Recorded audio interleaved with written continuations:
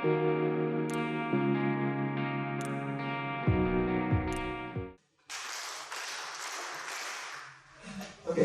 regarding the political mission, at the Boys and Girls Association, the first meeting of the year, the association's advisor, Reverend Yoshitaro Tsukaya, told us that, quote, implementing teaching with a pure open heart will naturally allow us to attain virtue, cultivate our merit, and sow seeds of sincerity in a way that will allow us to convey the teachings to children, unquote. I believe that we all have certain aspects of teachings that we think we know, but don't actually understand or don't actually practice, and as a consequence, I cannot convey to others. For me, there are many, but from this knowledge I experienced this year, I was made keenly aware that I had not been able to lean on God, although I have been saying that it is important to lean on God. I would like to share this story with you today. My church has had a mold problem for several years, and during the rainy season, the smell of mold could be really strong at a certain time of the day due to its growth on the walls. Also, for several years now, my wife and I have both been having a bit of trouble breathing and on certain days, and she has been coughing sometimes. I was concerned that it might have something to do with this is a mold issue we have. Then, when it rained heavily last December, the rainwater got into the wall through the window frame that had not been properly maintained. And the mold started to get worse in two areas, inside the sanctuary and in another room. It was getting out of our hands, so we had several mold remediation companies and inspectors come to take a look. To make a long story short, after discussions with our specialists, we were told that if it was a small area, we could open the wall and remove the mold ourselves. But due to miscommunication, after cutting part of the wall, we discovered that the wall contained asbestos. This meant the sanctuary might have been contaminated with asbestos. As you know, asbestos is a toxic substance. Later, I learned that if it's a small amount that you inhale, the risk of developing respiratory problem is very low. So the risk of getting sick is very low unless you work for a company that handles asbestos for many years. However, in the beginning, the thought that I have put my family in danger because of my mistake, and that my children might develop some kind of respiratory disease in the future, kept me up at night with worry, self-hatred, and guilt. And mentally, I was more depressed than ever before. I never thought I would be that depressed. Well, I lost my appetite, and my weight dropped nearly 20 pounds. I'm coming back to normal, but I cannot really show you the proof. But I knew that every hardship we encounter is shown by God's hand for our spiritual growth. But I was not able to lean on God completely, and I was so worried. And this is before we found asbestos, actually. But when I was not mentally stable due to the mold and health issues, Reverend Kenneth Hasegawa and Reverend Aiko Hasegawa of NC Church stopped by Marina Church, our church, on the way back from a visit to a nearby neighbor. Just to let you know, I have a permission from Reverend Hasegawa to talk about this. As we were talking about various things, Reverend Aiko mentioned that Reverend Hasegawa had undergone a major surgery. What was wrong? Why didn't you tell me? I asked. Then Reverend Hasegawa tried to laugh off and said, to tell you the truth, last year I was diagnosed with cancer and had surgery to remove 1,000 growths. And then I had never seen anybody talking about having cancer so joyously. Then he said, but I'm not concerned at all. God says there is nothing at all which should be called illness. It is only because there are parts of the mistaken mind. So whenever you have disorder in your body, you just have to reflect and correct your mind usage. There is nothing to worry about.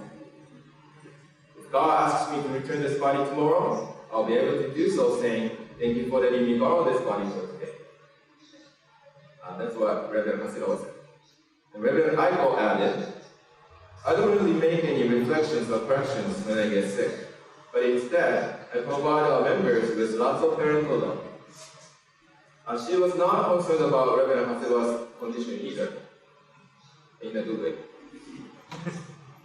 Also, this may be hard to believe, but on the day Reverend Hasegawa was discharged from the hospital after the surgery, he was already doing hinokishin in the yard. And I kind of knew, but he's not an ordinary person. Even during this pandemic, they continued the salvation work at their church, and Reverend Hasegawa said, smilingly, I'm having so much fun every day, despite still having cancer.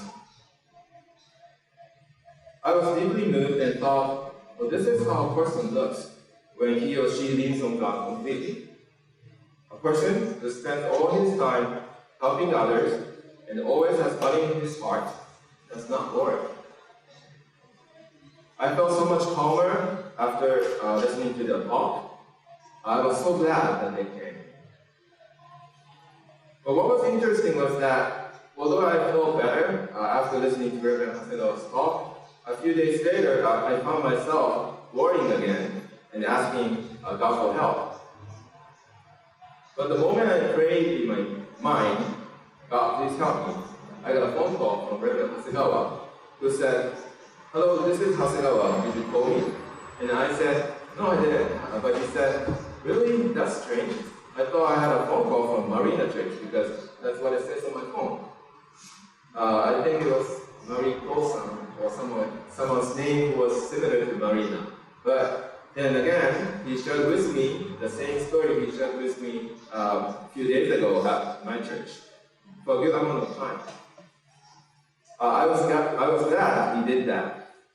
His story soothes my mind that was tired from worrying so much. Even the second time. The timing of his call was surprising too. The moment I asked God for help, Reverend Hasegawa called me. So if you ever need help, please ask for help. Please ask God, and God will have Reverend Hasegawa call you by mistake, saying, this is Hasegawa, you just call me. In chapter 6 of the Doctrine of Tenrikyo, it reads, quote, all illnesses, calamities, and troubles are expressions of the warm parental heart of God to urge our self-reflection and are none other than the guidance out of love to lead us to the joyous life. Also, in Ofuresaki, it reads, with you humans, also the children are dear to you. Think of this and ponder, please. Day after day, the concern of the parent is only about the means to save you.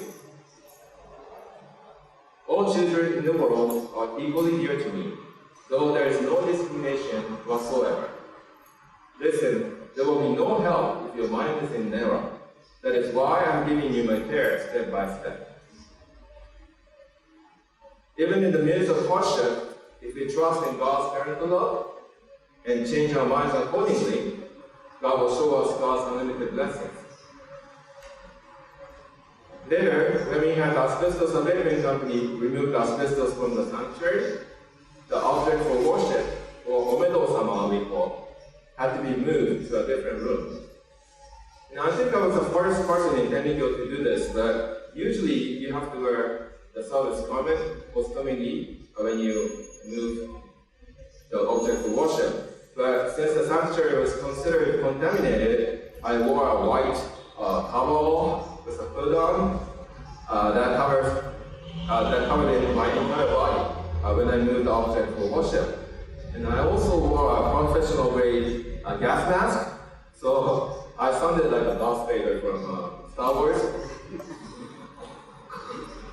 Yeah, as I moved the object for worship. in addition, the carpets and the other fabrics had to be discarded because it was difficult to remove the asbestos from them. But since the Jordan stage, where we performed the service, was built on top of the carpet, the Jordan stage had to be moved too. So we later found that some parts of the stage came apart while moving it. So we decided to redo the stage, and then we received the divine sanction for that in May.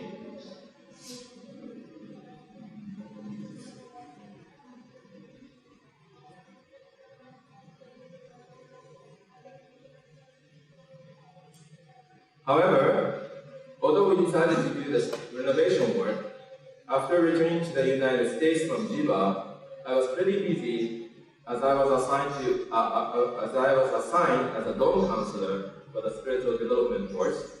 I had some preparations to do for the Boys and Girls Association, and I also had my own work. So the renovation work was left completely untouched when the spiritual development course started. However, with the recent lesson I learned from Reverend Hasegawa, I was more conscious about leaning on God. So I told myself, it's what God does. So let's not worry about how the renovation work progresses. I'll focus and do my best on the spiritual development course and the BGA activities. Then the day before I returned to my own church, after 2 weeks of the spiritual development course, I was called into the office of Bishop Kaya to have a meeting for the BGA convention. And after the meeting, Bishop asked me, by the way, how is the renovation work going? And when I said, well, I haven't even started yet, the bishop asked me, then do you want to ask our young living staff, Sen and Sons, to go help you? Yes, thank you very much, I answered immediately. When the two young men came to our church at the end of July, I was so happy and moved that it brought a tear to my eyes.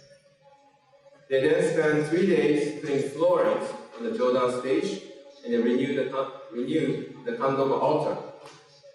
They did Hitokishi for more than 10 hours a day, and then we felt so grateful for them.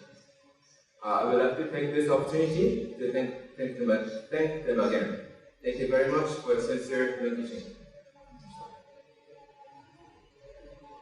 And thank you very much, Bishop, for your kind work. I will not be able to convey my excitement fully, but this was truly a magical timing that made it possible. First of all, there were 2 people at mission headquarters who could do carpentry work. It's not always so. Also, they were both familiar with installing the flooring because they had laid the same kind of flooring on the Jordan stage when the mission headquarters temporarily relocated the sanctuary to the Motohiro Hall last year. So the timing was perfect. I also mentioned earlier that the asbestos abatement company had removed the carpet, but the carpet that had been laid in the sanctuary before was very old, and the part where we spun with Ichiretsu was worn and had no more carpet left. But when the carpet was removed, we found beautiful looking hardwood flooring underneath the carpet, preserved in a very good condition. So now our sanctuary has been transformed into a really beautiful sanctuary. I believe that God the Parent has helped us to make a fresh start with a renewed sanctuary before the 3 years, 1,000 days of Oyasun's 140th anniversary starts. Well, I didn't see this happy outcome coming when we first discovered the mold or asbestos issue. Thanks to the sincerity of so many people, including our followers, the renovation work was completed and the dedication service was held successfully. For us, it was a miracle. We didn't have money, we didn't have time, we didn't have skills to do so, but it was done with everybody's help. But now I got to perform the service in the renewed sanctuary in high spirits, and I'm so grateful for it.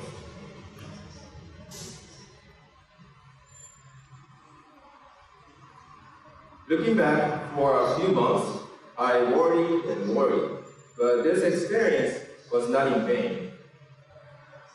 Soon after the asbestos abatement company had cleaned up the church, and things were settled, I received a phone call from a non-Tenrikyo friend of mine who told me that she had been diagnosed with breast cancer and was feeling depressed. I thought the timing was truly divine. If it happened a few weeks earlier, then I don't think I was ready to listen to her. But since I had just gotten over the knot, I could understand how she was battling anxiety, and I was able to tell her, there is no parent who wants to make his child suffer or sad. God always does what is best for us. It's hard not to worry, but it's going to be okay. And I was able to tell her that from the bottom of my heart. The tone of her voice was very depressed when she first called me, but it was a lot more brightened up when she hung up the phone.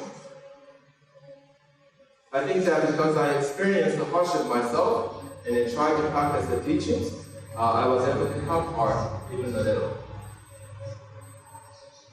As I mentioned in the beginning of my sermon, the Boys and Girls Association's advisor, Reverend said, quote, implementing the teachings with a pure, open heart will naturally allow us to attain virtue, cultivate our merit, and sow seeds of sincerity in a way that will allow us to convey the teachings to children. Unquote. Continuing, he said, quote, when we think about what we want to convey to children and what kind of people we want them to become, we should first and foremost help them become people who can feel grateful to those to whom they are indebted. Unquote. The concrete goals for the Boys and Girls Association Activity Guideline are: let's visit our churches with children. Let's do teaching with children. And let's use resources such as Michinoko Imakuri Calendar. It's an association's page-a-day calendar with faith practice ideas. It looks like this. And for those who attended yesterday's convention, we will be sending one copy to our family. It's a nice, nicely translated. And then, yeah, so I think it should sit on your table. So you can just flip each page every day and then practice what it says in there.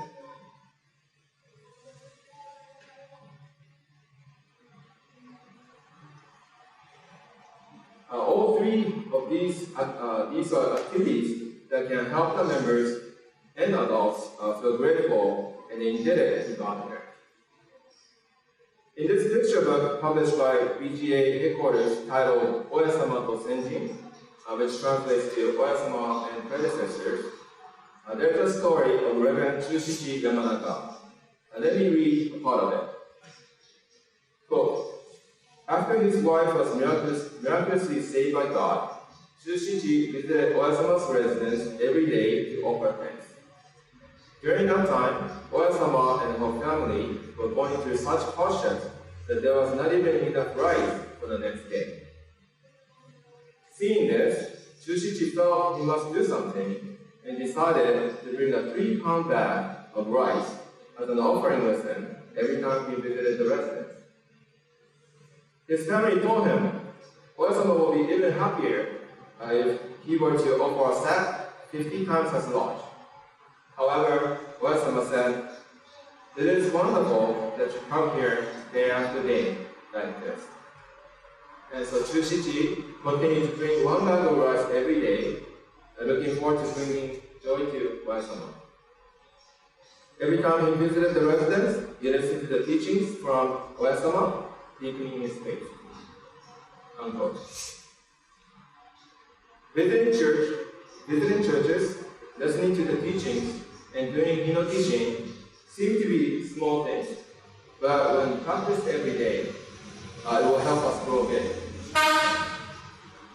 We, the Iwahashi family, live in a church, so we don't go to another church though to offer our thanks. But after every morning service, we listen to the teaching of a Tenrikyo by listening to the YouTube channel Senben presented by the Young Men's Association headquarters. And after every evening service, our family takes turns to give a short speech on the theme borrow.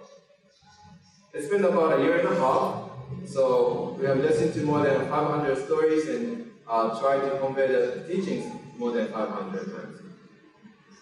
So I believe our children have learned a lot by listening and trying to convey the teachings. It's really recommended. We will be observing the 90th anniversary of Mission Headquarters in America in 2 years. In the 3 years, 1,000 days preparatory period for OSM's 140th anniversary will begin next year in January. Let us implement the teaching in our daily lives and attain virtue, cultivate our merit, and sow seeds of sincerity so that we can better convey the teachings both vertically and horizontally during this season. Thank you very much for your kind attention.